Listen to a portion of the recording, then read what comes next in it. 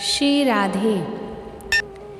बाबा रामदेव जी, जिन्हें रामसा पीर या रोणेचेरे धणी, पीरों के पीर जैसे नामों से जाना जाता है।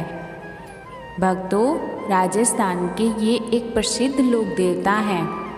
वे 14वीं शताब्दी के एक योद्धा और समाज सुधारक थे, जिन्होंने अपना पूरा जीवन गरीबों और दलित के उत्थान के लिए समर्पित किया था। आइए आज इनकी कथा का वर्णन करते हैं। बाबा रामदेव जी का जन्म और उनकी बाल लीलाएं।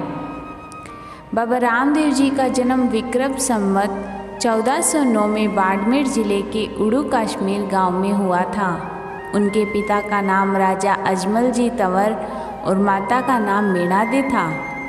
राजा अजमल जी निसंतान होने के कारण बहुत ही ज़्यादा दुखी रहते थे और उन्होंने भगवान द्वारिकाधीश की कठोर तपस्या भी की। उनकी भक्ति से प्रसन्न होकर भगवान श्री कृष्ण ने उन्हें वचन दिया कि वे स्वयं उनके घर पुत्र के रूप में जन्म लेंगे। बाबा रामदेव जी के जन्म के समय अनेक चमत्कार भी हुए। कहा जाता है कि उनके जन्म के साथ ही मंदिरों में घंटियाँ बजने लगी।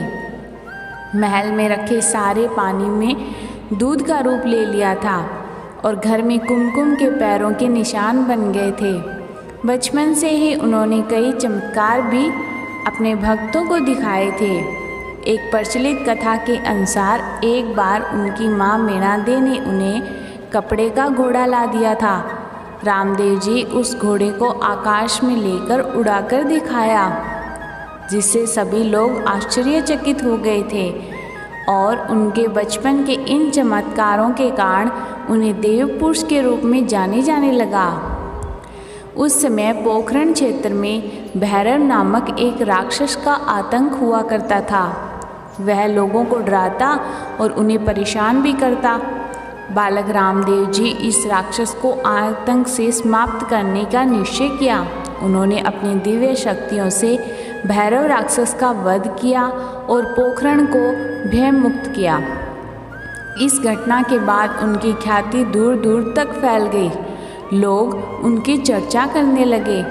बाबा रामदेव जी की प्रसिद्ध सुनकर मक्का के 5 पीर उनकी शक्तियों की परीक्षा लेने के लिए रुणेचा यानी कि रामदेवरा आ गए थे।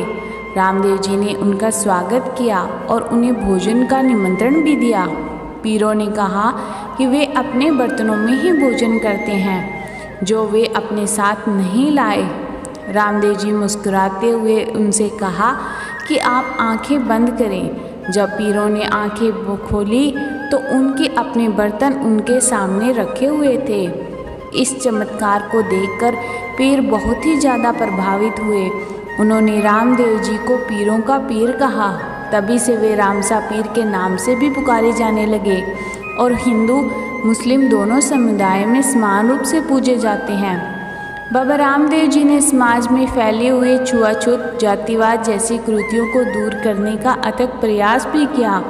उन्होंने सभी जातियों के लोगों को सम्मान माना, भक्ति और मानवता का संदेश भी दिया। जिन्होंने जम्मा की परिक्रमा शुरू की थी, जिसे सभी लोग एक साथ मिलकर भजन कीर्तन करते थे। बाबा रामदेव जी विक्रम संवत 1442 में रुणेचा की जीवित समाधि ली और उनके समाधि स्थल पर हर साल भाद्र माह की दूज से लेकर एकादशी तक विशाल मेला भी लगता है, जहां देश विदेश के लाखों श्रद्धालु भी आते हैं। बाबा रामदेव जी की कथा हमें सिखाती है कि हमें हमेशा धर्म और मानवता के मार्ग पर चलना चाहिए। समाज में फैली हुई बुराइयों को दूर करने का प्रयास भी करना चाहिए। बोलिए बाबा रामदेव जी महाराज की जय, रुणेचेरा धनिया की जय। बाबा रामदेव जी भक्तों की कथाएं और उनके प्रति अटूट श्रद्धा और विश्वास को दर्शाती है। उनके भक्तों में कई बार उनके चमत्कारों को अनुभव भी किया है और इन कथाओं में यह साफ झलकता है कि बाबा कैसे अपने भक्तों की पुकार सुनकर उनके संकटों को दूर करने आते हैं। डाली बाई जी की कथा। बाबा रामदेव जी के सबसे प्रिय और प्रमुख भक्तों में एक डाली बाई थी। वे मेघवाल जाति की थी। सामाजिक भेदभाव के कारण उन्हें मंदिर में जाने की अनुमति नहीं थी। एक बार जब रामदेव जी अपने भक्तों के साथ तालाब में स्नान कर रहे थे तो डाली बाई भी वहां पहुंची। उन्हें देखकर रामदेव जी उन्हें अपने पास बुलाया और अपने भाई बहन के रूप में स्वीकार किया। इस घटना के बाद डाली बाई ने अपना जीवन रामदेव जी की भक्ति में समर्पित कर दिया और उन्होंने अपनी पूरी जिंदगी बाबा रामदेव जी के दिखाए मार्ग पर चलकर समाज की सेवा भी की। उनकी श्रद्धा इतनी गहरी थी कि उन्होंने बाबा रामदेव जी की समाधि लेने से ठीक एक दिन पहले उनकी समाधि के पास ही जीवित समाधि ली थी। आज भी रुणेचा में बाबा रामदेव जी की समाधि के पास ही डाली बाई जी का मंदिर है, जहाँ श्रद्धालु उन्हें पूजते हैं। यह कथा हमें बताती है कि बाबा रामदेव जी जातिगत भेदभाव के सख्त खिलाफ थे और अपने सभी भक्तों का मान सम्मान भी करते थे। हरजी भाटी की कथा। हरजी भाटी भी बाबा रामदेव जी के एक और अन्य भक्त थे। वे जाति के भाट थे और बाबा रामदेव जी के जीवन की कथाओं और चमत्कारों को अपनी कविताओं और भजनों के माध्यम से लोगों तक पहुंचाते थे। एक बार वे रुणेचा अपने गांव जा रहे थे। रास्ते में एक नदी आई जिसमें बाढ़ आई हुई थी। हरजी भाटी के मन में बाबा रामदेव जी का नाम लिया और उनसे मदद की गुहार की। कहते हैं कि जैसे ही हरजी भाटी ने बाबा रामदेव जी का स्मरण किया, बाढ़ का पानी कम होने लगा और उन्हें नदी पार करने का रास्ता मिल गया। इस घटना के बाद हरजी भाटी बाबा रामदेव जी की स्तुति में और भी भजन लिखे और अपनी पूरी जिंदगी उनके चमत्कारों का प्रचार भी करते रहे। लक्की बंजारे की कथा। लक्की बंजारा एक व्यापारी था जो बाबा रामदेव जी का भी भक्त था। एक बार अपने बंजारों की टोली के साथ व्यापार के लिए जा रहा था। रास्ते में उनके पास खाने और पीने का सामान खत्म हो गया था। वे सभी प्यास और भूख से परेशान थे। लक्की बंजारे ने बाबा रामदेव जी का स्मरण किया और उनसे मदद मांगी। बाबा रामदेव जी ने एक दिव्य शक्ति के रूप में प्रकट होकर उन्हें एक गुफा दिखाई जहाँ खाने पीने का पर्याप्त सामान रखा हुआ था।